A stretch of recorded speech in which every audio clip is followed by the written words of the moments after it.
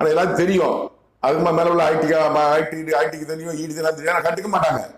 ஒப்பந்தம் நீ முதலமைச்சர் தான், நான் கண்டுக்க மாட்டேன், நான் முதலமைச்சர் கண்டுக்க மாட்டேன். ரெண்டு கட்சியுமே இருக்கிற ரெண்டு கட்சி ஆட்சி வர கட்சியுமே ஒப்பந்தம் போட்டிருப்பாங்க. நீ என்ன ஆட்சி எடுக்க, நான் ஒன்றும் ஆட்சி எடுக்க மாட்டேன், நான் கொண்டு நீங்க அடிச்சுக்கோ. யார் பணத்தை? மக்கள் பணத்தை.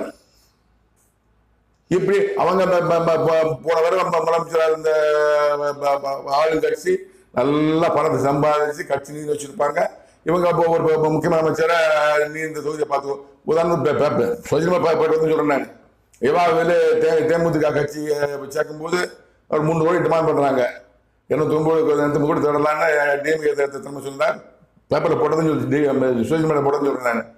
அது 50 கோடி முதல் அட்வான்ஸை கொடுத்து வியாபாரம் கொடுத்தாராம்.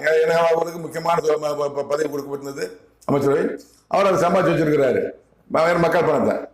அவர் பிரேமலாக்கு 50 கோடி கொடுத்தப்ப தான் அட்வான்ஸ் கொடுத்தப்ப தான் அவங்க வந்து பேச்சுவார்த்தை நடத்தி ஒப்பந்தம்